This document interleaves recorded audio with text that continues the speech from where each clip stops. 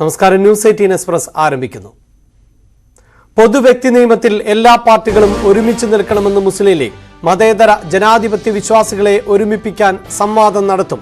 Law commission വന്നാൽ commission മുൻപിൽ ആവശ്യങ്ങൾ അവതരിപ്പിക്കുമെന്നും ലീഗ് നേതൃത്വം. പല പരിപാടികളുമായിട്ട് ഞങ്ങൾ മുന്നോട്ട് പോവുകയാണ്.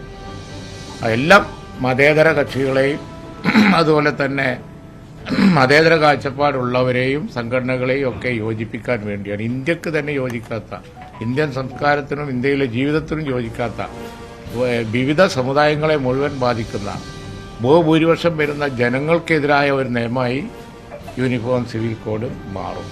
അതാണ് ഈ മീറ്റിങ്ങിൻ്റെ അഭിപ്രായം.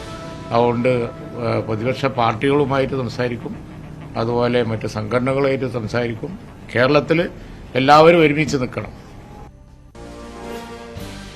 CV അനുമോദ് ഉണ്ട് വാർത്തയുടെ വിശദാംശങ്ങളുമായി. അനുമോദ്, ഇന്നലെ തന്നെ BJP ഇതര പാർട്ടികൾ കേരളത്തിൽ ഒരുമിച്ച് നിൽക്കും ഈ വിഷയത്തിൽ എന്ന ശുഭപ്രതീക്ഷയായിരുന്നു ലീഗ് മുന്നോട്ട് വെച്ചത്. എന്ത് നീക്കമാണ് ലീഗിന്റെ ഭാഗത്ത് നിന്ന് നടത്താൻ ഉദ്ദേശിക്കുന്നത്?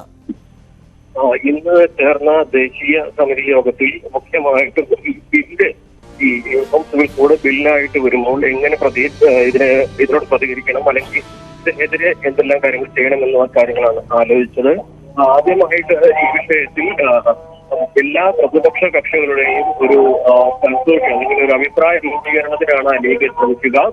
പക്ഷേ ബില്ല് വന്നതിന് ശേഷം മാത്രമേ, ഇതിന്റെ കൂടുതൽ വിശദാംശങ്ങൾ അറിഞ്ഞതിന് ശേഷം മാത്രമേ ശക്തമായ രീതിയിലുള്ള പ്രക്ഷോഭങ്ങളിലേക്കോ മറ്റു കാര്യങ്ങളിലേക്കോ കടക്കുകയുള്ളൂ.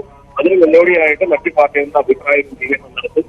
അതോടൊപ്പം തന്നെ സംവാദങ്ങൾ, ഇത് വിഷയവുമായി ബന്ധപ്പെട്ട സംവാദങ്ങൾ കൊച്ചിയിലും കോഴിക്കോട്ടും ഡൽഹിയിലും സംഘടിപ്പിക്കും.